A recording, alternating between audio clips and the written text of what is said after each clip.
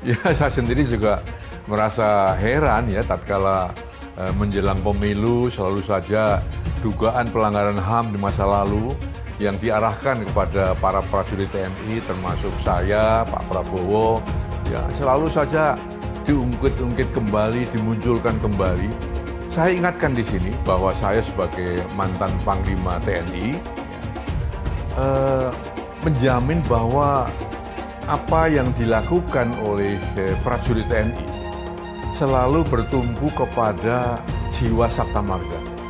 Ya, sebagai patriot Indonesia yang selalu membela ideologi negara, baik juga sebagai kesatria Indonesia yang selalu membela kejujuran, kebenaran, dan keadilan, karena sejatinya kami ini sudah disumpah ya, sebagai bayangkari negara.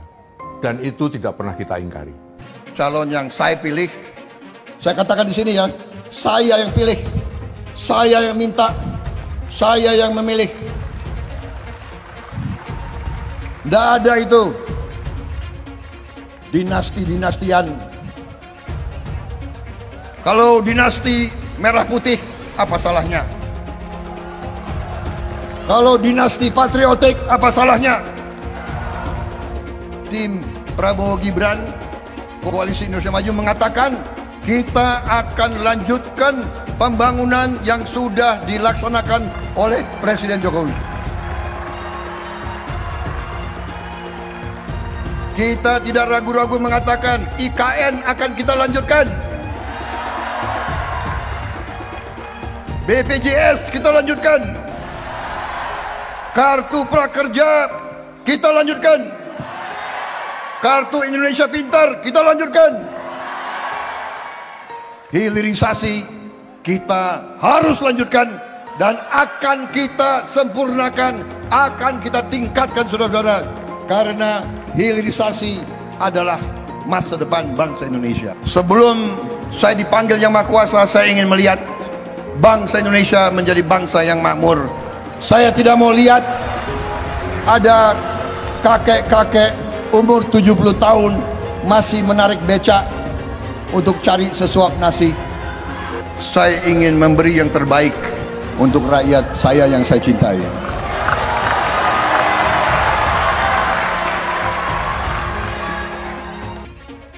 Ya, ini memang banyak yang nyinyir ya.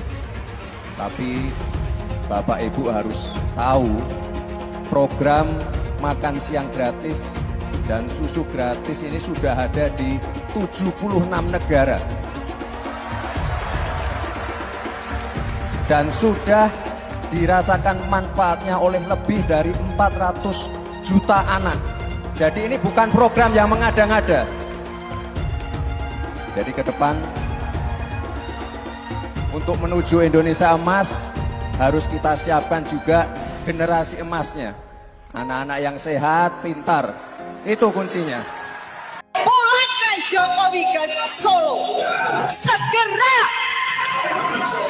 Yang teroris, yang radikal, bukan pejuang-pejuang Islam, tapi yang teroris, yang radikal, Jokowi dan kroni-kroninya. Itu yang menyengsarakan rakyat. Itu yang harus dihukum, bukan umat Islam. Belum apa-apa sudah ditembak. Jokowi jual 4.000 pulau. Jokowi membohongi rakyat. Maka saya mohon, kita tidak hanya pertemuan-pertemuan. Sekarang saya mohon kepada bapak-bapak, kepada Jenderal Tiasno, kepada Kang Edi, dan kepada yang lain, pimpin kami untuk segera melakukan gerakan. Kami Mamat siap. Masalahnya, di negara kita ini, hukum setingkat undang-undang pun masih bisa diterabas. Mahkamah Konstitusi bisa diobok-obok. Komisi Pemberantasan Korupsi bisa diintervensi. Kepastian hukum nggak jalan. Penegakan hukum benar-benar cuma mengikuti suka-sukanya para aparat. Tanpa kepastian hukum, penegakan hukum, dan perlindungan hukum, investor mana yang mau menanamkan uangnya dalam skala triliunan rupiah di proyek mercusuar seperti IKN? Turun tangannya Mas Ganjar pasang badan buat berkelanjutan IKN sangatlah penting. Ini bisa menjawab keraguan banyak investor dan pebisnis selama ini soal nasib keberlanjutan IKN kelak ketika Presiden Jokowi sudah lengser. Sejauh ini belum ada capres yang menunjukkan dengan konkret komitmennya buat melanjutkan ibu kota Nusantara. Baru dan cuma Mas Ganjar yang melakukan langkah penting tersebut. Kedatangan Mas Ganjar secara langsung ke IKN, Ibu Kota Nusantara, sudah pasti ini adalah peristiwa yang sangat teramat penting. Ini adalah salah satu peristiwa terpenting di ajang kampanye tahun ini. Mas Ganjar datang langsung buat menunjukkan dukungannya terhadap proyek IKN, proyek kesayangan dari Presiden Jokowi. Mas Ganjar dengan lantang menyatakan bahwa jika Ganjar Mahfud menang Pilpres, proyek IKN akan terus dilanjutkan, gak bakalan mangkrak. Bahkan nih, Mas Ganjar menegaskan kalau dia akan memerintah dari IKN. Dia akan tinggal di Istana Burung Garuda yang sekarang sedang dibangun IKN. Saya orang yang konsisten, tidak pernah bergeser atas pelaksanaan sebuah peraturan. Dan tentu saja IKN ini sebuah konsep yang disiapkan bahkan sejak zaman Bung Karno, di mana ada perencanaan untuk memindahkan ibu kota. Dari presiden ke presiden belum berhasil dan hari ini sudah dimulai. Maka tugas kita adalah melanjutkan dan kita siapkan betul dengan baik agar ini bisa berjalan sesuai dengan rencana. Kecanggihan teknologinya tadi sudah dipaparkan, partisipasi masyarakat perlu kita dengarkan dan mudah-mudahan menjadi harapan Indonesia bersama-sama. Inilah kota masa depan yang didesain menjadi sebuah mimpi modernitas, kemajuan, peradaban, sekaligus bagaimana kita bicara mimpi-mimpi anak bangsa. Menko Polhukam itu sudah ada lebih dari 15. Tapi saudara, di dalam sejarah kan tidak pernah ada Menko Polhukam melakukan tindakan hukum. Karena alasannya saya kan hanya koordinator. Kalau saya sikat semua. Koruptor, mafia, penjahat, narkoba, saya ikut turun tangan. Dan itu kalau saya ada di posisi baru yang lebih luas kewenangannya, itu nanti akan lebih banyak yang saya lakukan untuk itu. Kita oleh saudara, di mana yang kita sayangi, ya pastikan 2024 pilih presiden Tornado. Yes. Lagi Tornado punya presiden Tornado. Yes. Itu pertama, yang kedua. Yes. Yang kedua, ingat, siapa yang mengutuk Israel, berkutuklah dia. Siapa yang memberkati Israel, memberkatilah dia. Terberkati. Jangan sampai jadi terkutuk yang terkutuk itu. Terkutuk ya. Yes. Terima kasih. Kita di Solo menang, kemudian ditarik ke Jakarta, gubernur sekali menang, kemudian 2 kali di pemilu presiden juga menang. Mohon maaf Pak Prabowo. Kelihatannya setelah ini jatahnya Pak Prabowo. Kenapa kita membutuhkan pemimpin yang namanya Pak Prabowo Subianto dan Gibran Raka Buming Raka? Saudara-saudara semua, Indonesia adalah negara besar. Tidak bisa dipimpin oleh orang-orang yang baru berpikir mau coba-coba nanti akan.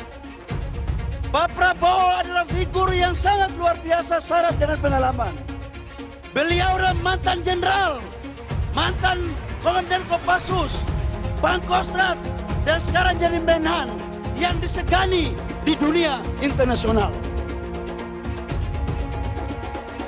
Mas Gibran adalah anak muda yang visioner, yang berangkat dari UMKM, yang sekarang menjadi wali kota sukses memimpin kota Solo. Ada yang mengatakan bahwa zaman sekarang seperti zaman Orde Baru karena mendegradasi demokrasi.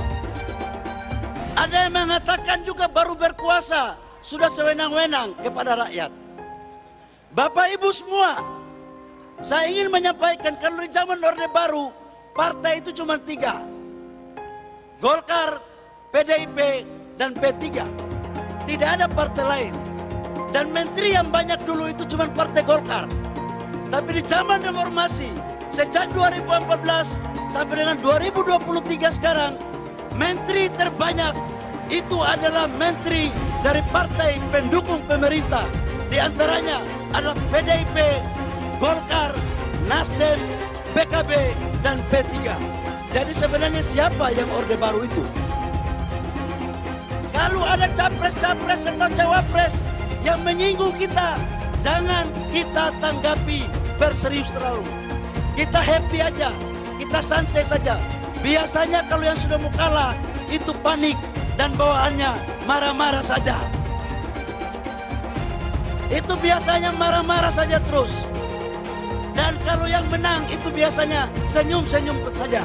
Dan insya Allah saya yakinkan Prabowo Gibran insya Allah akan memenangkan pertarungan Pilpres pada 2024 tanggal 14 Februari. Setuju? Republik ini penuh dengan pengorbanan, tahu tidak? Mengapa sekarang kalian yang baru berkuasa itu mau bertindak seperti waktu zaman Orde Baru?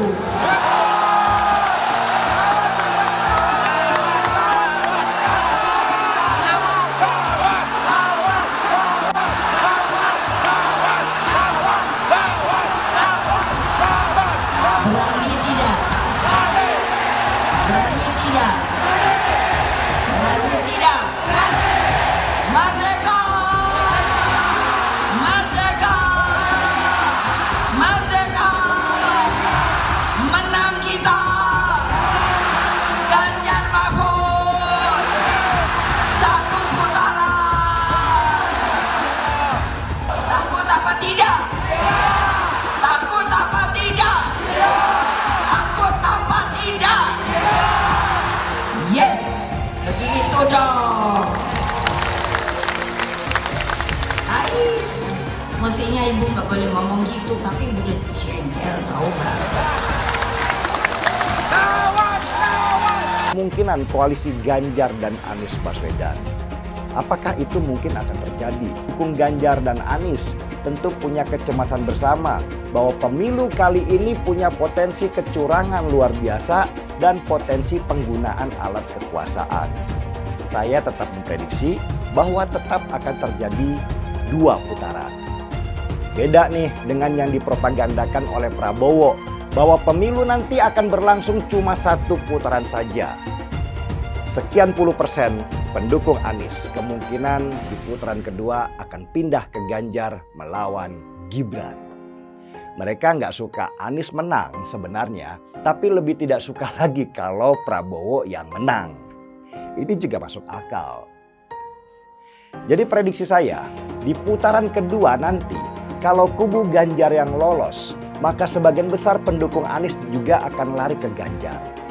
Ini masuk akal sih, karena pendukung Anies kebanyakan adalah pembenci Jokowi. Meskipun sebagian besar dari mereka dulu adalah pendukung Prabowo.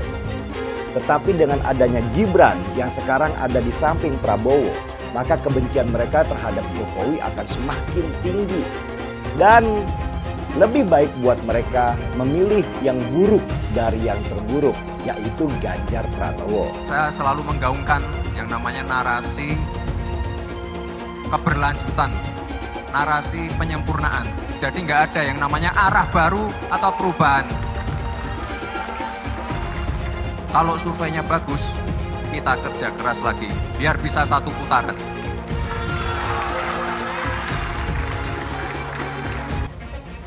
Yang pasti kalau buat saya dibandingkan misalnya Pak Gibran jadi maju gitu, Mas Gibran gitu ya. Ya saya pilih Ganjar sama Mahfud lah, karena lebih teruji kan. Anda jadi wali kota baru 2 tahun 3 tahun kan belum teruji juga. Ini urus negara loh, mau jadi presiden loh. Kalau Anda belum lengkap, belum pernah di legislatif, belum nasional ya maksudnya DPR, kan DPR belum ngerti nih pemerintahan seperti apa. Anda belum pernah di eksekutif yang tingkat provinsi, Anda nggak ngerti jadi presiden nanti. Ini bukan soal belajar coba-coba loh. Ini negara dipertaruhkan untuk 2045. Kita kan mau mencapai 100 tahun ini mau jadi apa? Kalau coba-coba, ini negara Sebentar lagi 300 juta penduduk kita. Mana boleh kita kasih orang coba-coba. Saya tidak meremehkan anak muda ya. Anak muda bisa lebih kreatif gitu ya. Tapi bicara tata negara harus mengerti konstitusi. Anda bukan hanya untuk berani untuk maju. Kalau cuma berani maju, banyak bisa kita pilih orang berani maju. Tapi yang lengkap dengan track record ini kan butuh waktu pembuktian. Pasti Pak Ganjar dan Pak Mahfud yang lebih pengalaman. Saya tidak mau anak cucu saya harus nunggu sekian tahun lagi. Kayak pengalaman Jakarta gitu kan, nunggu lagi mundur. Males sudah. Jadi kita nggak usah coba-coba deh. Udah jangan dengerin janji-janji manis orang. Buktikan aja selama ini bagaimana. Lebih setuju lagi apa yang disampaikan calon presiden Pak Ganjar Pranowo. Tadi saya bisik-bisik ke beliau, Pak, nanti habis dilantik, besoknya langsung masuk ke kedaulatan pangan. Nggak usah lama-lama.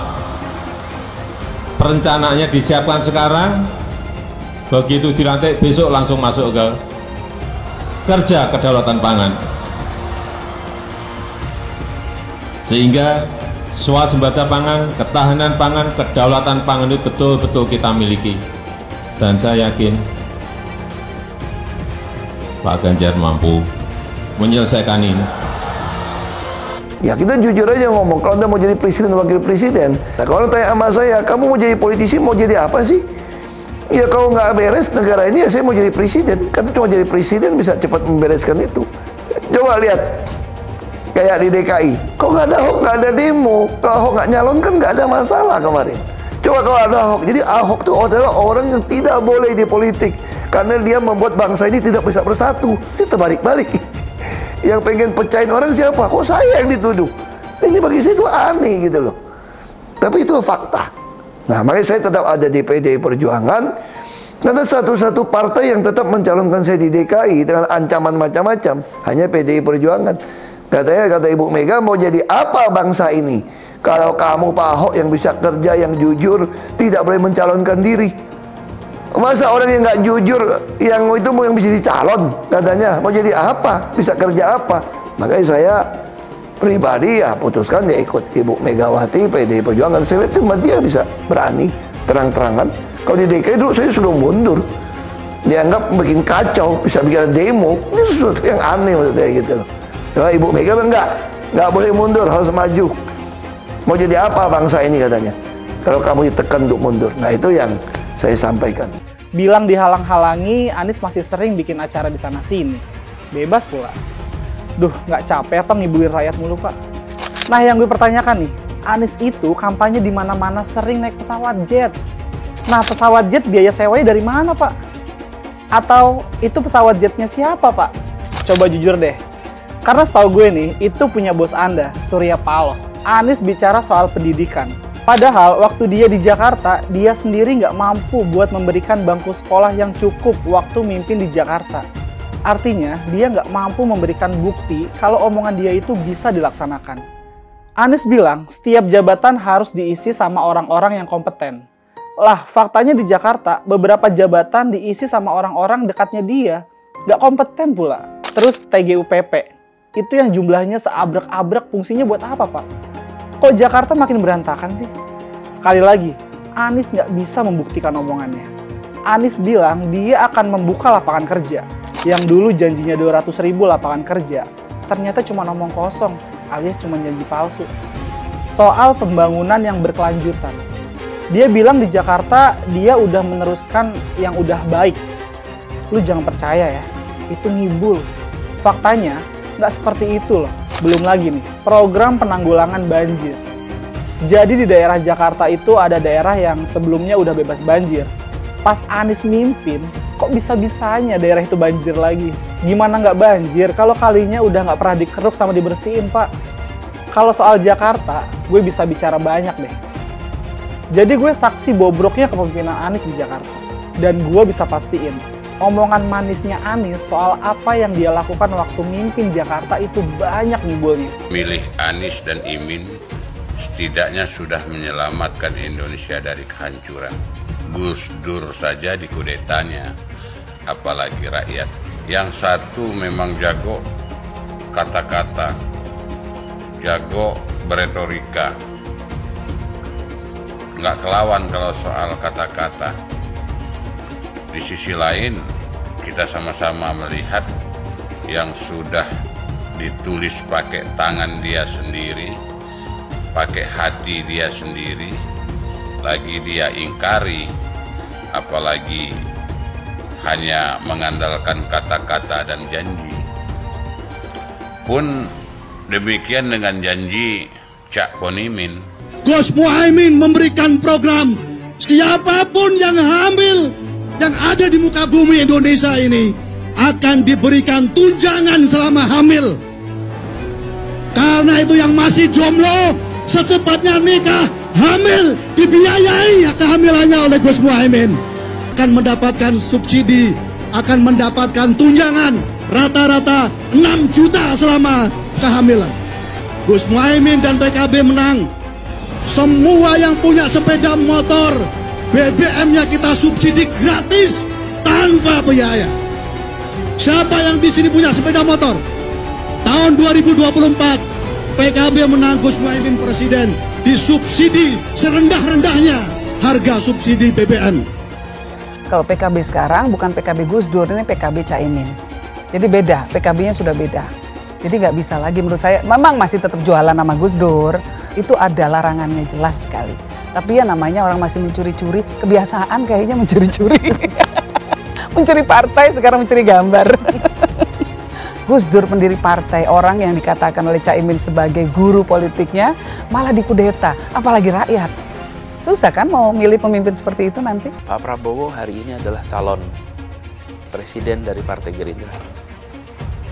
Saya sampaikan berkali-kali bahwa saya tidak ingin menjegal, saya tidak mau menjadi orang yang dibawa untuk berhadapan dengan Pak Prabowo dan menghentikan Pak Prabowo. Saya tidak mau. Dan saya katakan itu kepada siapapun yang datang kepada saya untuk berbicara tentang calon presiden. Yang nanti anak saya dan anak-anak saya akan ingat itu. Nah, saya tidak mau mengkhianati, menikam pada orang yang dulu sudah bekerja, membantu, dan berjuang bersama. Bapak Politik Identitas Indonesia Anies Baswedan, Bapak Intoleransi Indonesia Anies Baswedan, jangan lupakan, jangan terlena, jangan sampai dia pecahkan kita dengan dagangan ayat dan mayatnya. Air itu turun dari langit, turunnya ke atap rumah langsung sumur bor, bukan ke sungai dan ke laut. Saya mensyukuri kenapa kalah, kenapa ditahan. Saya bersyukur atas itu semua. Saya coba bayangkan ya, kalau seandainya waktu itu kita menang, gitu ya, hari ini belum tentu kita bisa nikmati seperti ini. Kita bersyukur 5 tahun Tuhan izinkan kasih ke orang yang pintar ngomong untuk kerja. Coba kalau kita bayangkan gitu ya, kalau kemarin saya masih jadi gubernur, ini saya udah turun ini. Tapi yang pintar ngomong itu dikira orang hebat kan? Ini lebih berbahaya tahun 2024. Langsung ketahuan karakternya. Langsung ketahuan itu. Di saya juga ada kutipan Pak di kamar saya Pak. Tulisannya, Jakarta telah mengambil keputusan yang fatal. Jangan hanya konsentrasi pada pembangunan benda-benda mati yang indah difoto dan bisa ditunjukkan dalam 5 tahun hasilnya. Kalau kita mau menilai sebuah janji, maka lihat janjinya atau lihat kenyataannya. Dulu janjinya apa ya? Dan ini aneh, betul-betul aneh. Ini bukan kampanye, tapi saya sampaikan sini. Di satu sisi menyiapkan jalur-jalur air untuk dikirim ke laut, di sisi lain di lautnya dipasang dengan pulau reklamasi. Tinggal tunggu waktu jadi rob, air balik. Dan ini melawan sunatullah. Kenapa? Air itu turun dari langit ke bumi, bukan ke laut. Harusnya dimasukkan ke dalam bumi, masukkan tanah. Di seluruh dunia air jatuh itu dimasukkan ke tanah. Bukan dialirkan pakai gorong-gorong raksasa ke laut. Jakarta telah mengambil keputusan yang fatal. Bukan banjir, itu memang parkir air. bukan banjir, itu memang parkir air. Masyarakat berkeliling dengan membawa toa untuk memberitahu semuanya, termasuk sirine. IKI-Bond 82 miliar. Apa alat transportasi yang dimiliki oleh hampir setiap orang? Alat transportasi yang dimiliki semua orang adalah kaki. Kalau seandainya orang Jakarta percaya Pak Anies jadi gubernur pun, saya berani jamin kok dia akan lakukan normalisasi yang sama seperti saya lakukan kok. Nggak usah bohong lah. Tapi ketika air sampai di muara, maka siap untuk dipompa ke laut. Pancasila Soekarno, ketuhanan ada di pantai. Anak Tuhan dari mana? Kalau Yesus anak Tuhan, bidangnya siapa? Besok di seluruh wilayah Indonesia akan katakan dan Iblis hanya menggoda orang yang beriman. Makanya jarang-jarang orang kafir kerasukan setan. Yang kerasukan setan itu orang baik-baik. Jarang, saya belum pernah nengok Cina kerasukan setan. Pernah tak Ahok itu kerasukan setan? Enggak, setannya juga. Karena sesama setan jarang saling menggoda. Karena di salib itu ada jin kafir. Karena di salib itu ada jin kafir. Karena di salib itu ada jin kafir. Haleluya. Kepalanya ke kiri apa ke kanan? Kepalanya ke kiri apa ke kanan? Kita percaya salib itu lambang mulia, bukan jin. Kok ketawa? Aku nggak nyindir siapa-siapa loh. Saya nggak pernah mundur untuk kebenaran, keadilan, kejujuran. Dan peri kemanusiaan, gue nggak pernah mundur. Dan gue nggak pernah takut juga sama lu. Siapapun yang rasis, gue akan hadapin. Karena rasis itu tidak berperi kemanusiaan. Apa saya ditanya dulu kan, kamu nyesel nggak statement kamu di Pulau Seribu sehingga masih masuk penjara? Tidak pernah nyesel, karena saya mengatakan kebenaran. Anies merupakan antitesis daripada Pak Jokowi. Antitesis artinya bertolak belakang dengan Jokowi. Anies sudah menyatakan tidak akan melanjutkan semua program dari Pak Jokowi. Jadi semua pembangunan yang dilakukan oleh Pak Jokowi akan dihentikan oleh Anies jika Anies menjadi presiden. Lagi pula Anies didukung oleh khilafah, dan pendukung Anies adalah ormas seperti FPI dan HTI. Apa kita mau FPI dan HTI kembali di Indonesia jika Anies memimpin? Anies juga dikenal sebagai bapak politik identitas yang menghalalkan segala cara untuk menggapai kekuasaannya, termasuk menggunakan politik identitas berbasis agama. Lihatlah di kasus Ahok waktu itu. Kita sudah bisa melihat hasil kerja Anies selama 5 tahun di Jakarta. Tidak ada satupun janji yang dipenuhi dan tidak ada kinerja yang bisa dibanggakan. Dari DP 0%, OKOC, kelebihan bayar, Formula E, banjir, sumber resapan, jalan rusak, dan gonta-ganti nama jalan. Lihatlah rekam jejak Anies selama 5 tahun. Bayangkan Indonesia ke depan jika dipimpin oleh Anies. Dan bayangkan jika Anies menang. HTI dan FPI, ormas khilafah yang dibubarkan itu akan dikembalikan oleh Anies. Apakah kita mau Pancasila diganti jadi khilafah? Perkataan Ahok sudah terbukti dan Jakarta sudah menjadi korban. Jangan biarkan Indonesia menjadi korban kibulan Anies Baswedan. Umat minoritas, terutama kaum Tionghoa, tidak akan memilih Anies Baswedan. Ibu Kota Negara atau IKN adalah gagasan besar Bung Karno yang sedang dikerjakan oleh pemerintahan Pak Jokowi sekarang. IKN ini adalah sebuah wujud pemerataan pembangunan. Jadi yang dibangun gak cuman Pulau Jawa aja. Nah, kemarin gua tuh dapat kesempatan untuk berkunjung ke IKN, nemenin Mas Ganjar. Ya, Mas Ganjar kan dari dulu udah berkomitmen untuk melanjutkan program pembangunan yang udah digagas sama Pak Jokowi. Jadi sebelum menjabat, ya dia mau kesana dulu lah. Lihat-lihat dulu lah progres pembangunan di sana, sambil menyiapkan langkah yang tepat untuk memastikan IKN akan tetap berjalan dan bisa tuntas pembangunannya saat nanti Mas Ganjar menjabat jadi presiden. Lagian tuh ya, buzzer-buzzernya Prabowo punya PR besar. Menurut gua, kalau mau tempelin Pak Jokowi ke Pak Prabowo, mereka harus ajak Pak Prabowo belusukan nonstop. Masuk tuh gang-gang sempit, mendaki tanjakan terjal, melewati turunan curam, masuk ke desa-desa kayak Pak Jokowi, itu jalan tuh keliling pasar tuh. Kita lihat, masih mampu nggak dia? Ini gue bahas seorang Jokowi ya, sebagai presiden, bukan secara pribadi. Kalau Mas Ganjar mau ngelanjutin IKN itu karena IKN emang harus dilanjutin untuk membuat Indonesia menjadi negara yang maju. Apalagi mau ada bonus demografi yang jadi tantangan besar ke depannya. Dan yang paling penting, IKN itu ada undang-undangnya loh. Jadi ya harus dilanjutin. Bahkan bukan cuma IKN aja loh yang disiapkan sama Mas Ganjar untuk rakyat Indonesia. Sampai internet gratis pun akan Mas Ganjar siapkan untuk menjawab tantangan zaman. Karena sekarang ini kan banyak orang-orang yang nggak lepas tuh dari namanya gadget. Apalagi ke depannya ya kan.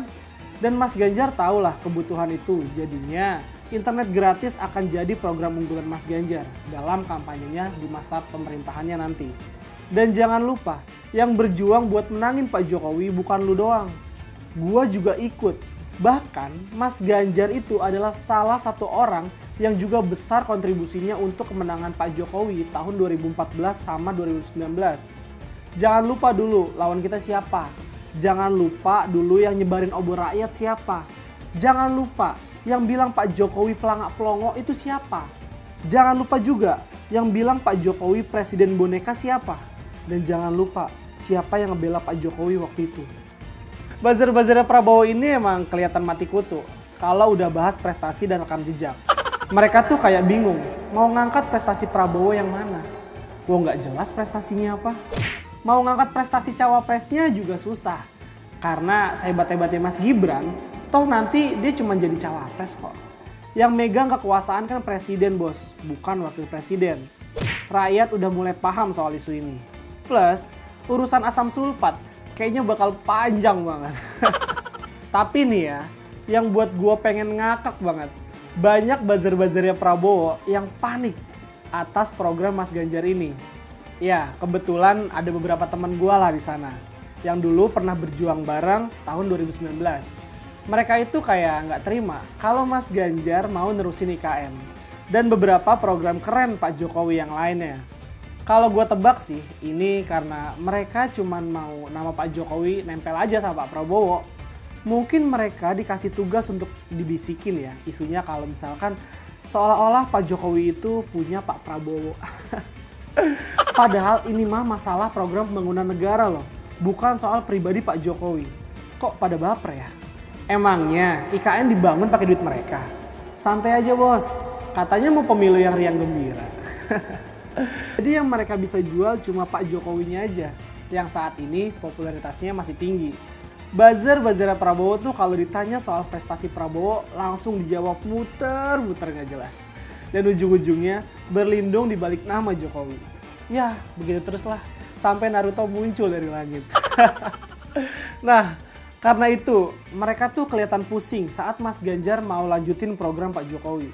Karena kan selama ini mereka udah luar biasanya tuh buat adu domba Bu Mega sama Pak Jokowi. Adu domba Mas Ganjar sama Pak Jokowi. Jelek-jelekin PDIP dan macem-macem lah. Jadi seolah-olah Pak Jokowi itu punya mereka. Silakan aja kalau mau ambil Pak Jokowi. Tapi Presiden Jokowi itu milik kita semua. Milik seluruh rakyat Indonesia. Kita sedang memilih pemimpin Indonesia. Ini nggak bisa main-main bos. Salah pilih pemimpin ya bisa hancur berantakan. Soal kinerja gue rasa apa yang dilakukan Pak Jokowi itu udah baik ya. Gue juga cukup suka dengan gaya belusukannya dan merayatnya Pak Jokowi. Makanya gue berjuang habis-habisan buat Pak Jokowi tahun 2014 sama 2019. Karena gue suka aja gaya kepemimpinannya dengan gaya yang merayat. Karena gue suka pemimpin dengan gaya yang merayat dan suka turun ke bawah alias belusukan. Makanya gue kali ini dukung habis-habisan Mas Ganjar. Karena ya menurut gue gaya kepemimpinan Mas Ganjar itu merayat dan gak ada capek-capeknya. Dan yang gue suka nih dari Mas Ganjar itu dia tegas dan berani bersikap untuk berdiri di atas kebenaran. Walaupun itu tidak populer sekalipun. Dulu Anies bisa menang karena menggunakan agama dan etnis.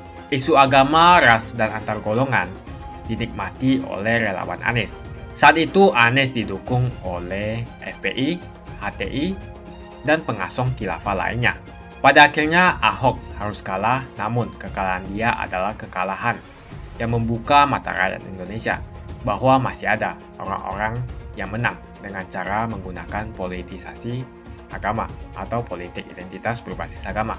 Ternyata banyak sekali orang yang dengan mudah terhasut lewat jalan-jalan seperti itu. Relawan Anies terutama dari FPI, HTI, PA212 seperti Bahar Smith dan Rizik Syihab selalu menghujat Cina, etnis Cina. Tapi saat ini negara Cina sudah menjadi nomor 1 di dunia. Saya bangga sebagai Cina. Etnis Tionghoa dicap sebagai pemberontak, sedangkan etnis Arab dianggap sebagai Tuhan atau Tuan dari pribumi. Etnis Arab dipuja-puja dan dianggap sebagai dewa. Lihat saja Rizik Syihab dan Bahar Smith dipuja-puja, padahal mereka mengujar kebencian. Pengasong khilafah seperti Rizik Syihab, Bahar Smith, dan teman-teman, mereka hanya buat gaduh di Indonesia. Sedangkan negara yang mereka sanjung-sanjung itu, Arab Yaman, masih belum maju dan masih terbelakang. Saya percaya Indonesia dengan mayoritas pribumi juga akan menjadi negara maju. Seharusnya Arab Yaman belajar dari negeri Cina. Seperti kata kitab suci, belajarlah sampai ke negeri Cina. Anies dan juga pendukung Anies seperti Rizik Syihab, Bahar Smith, dan kelompok-kelompok HTI dan FPI harus belajar ke negeri Cina supaya tidak lagi melakukan kelebihan bayar. Yang jelas saya memilih pribumi, bukan yang dari Yaman. Ganjar jelas pribumi, nasionalis, dan pasti akan melanjutkan visi dan misi dari Pak Jokowi. Suara Ahok merepresentasi warga minoritas, dan etnis Tionghoa mendukung Ganjar Pranowo. Ahok pasti akan mendukung Ganjar, karena Ahok anti radikalisme. Ahok yang jelas tidak akan mendukung Anies Baswedan, karena Anies Baswedan didukung oleh kelompok khilafah, HTI, dan FPI, ormas terlarang itu. Anies merupakan antitesis daripada Pak Jokowi, dan diragukan kenasionalisannya, apalagi pribumiannya. Antitesis artinya bertolak belakang dengan Jokowi. Anies sudah menyatakan tidak akan melanjutkan semua program dari Pak Jokowi. Jadi semua pembangunan yang dilakukan oleh Pak Jokowi akan dihentikan oleh Anies jika Anies menjadi presiden. Lagi pula Anies didukung oleh khilafah, dan pendukung Anies adalah ormas seperti FPI dan HTI. Apa kita mau FPI dan HTI kembali di Indonesia jika Anies memimpin? Anies juga dikenal sebagai bapak politik identitas yang menghalalkan segala cara untuk menggapai kekuasaannya, termasuk menggunakan politik identitas berbasis agama. Lihatlah di kasus Ahok tadi itu. Kita sudah bisa melihat hasil kerja Anies selama 5 tahun di Jakarta. Tidak ada satupun janji yang dipenuhi dan tidak ada kinerja yang bisa dibanggakan. Dari DP 0%, OKOC, kelebihan bayar, Formula E, banjir, sumber resapan, jalan rusak, dan gonta-ganti nama jalan. Lihatlah rekam jejak Anies selama 5 tahun. Bayangkan Indonesia ke depan jika dipimpin oleh Anies. Dan bayangkan jika Anies menang. HTI dan FPI, ormas khilafah yang dibubarkan itu, akan dikembalikan oleh Anies. Apakah kita mau Pancasila diganti menjadi khilafah? Bagian Indonesia Timur yang mayoritas non-muslim seperti Bali tidak akan setuju dengan khilafah atau sistem khilafah. Mungkin Indonesia akan bubar jika Anies menjadi presiden. Perkataan Ahok sudah terbukti dan Jakarta sudah menjadi korban. Jangan biarkan Indonesia menjadi korban kibulan Anies Baswedan. Umat minoritas, terutama kaum Tionghoa, tidak akan memilih Anies Baswedan. Saya yakin karma Ahok mengejar Anies Baswedan. Dulu Anies memainkan politik identitas kepada Ahok. Sekarang Anies dipertanyakan kepribumiannya karena dia dari Yaman. Itu saja opini saya hari ini. Tuliskan opini kalian tentang Anies Baswedan. Jika kalian setuju dengan pendapat saya di video ini, pastikan kalian menekan like di video ini. Dan bagikan video ini ke teman dan family Anda supaya mereka semua mengetahui tentang informasi ini.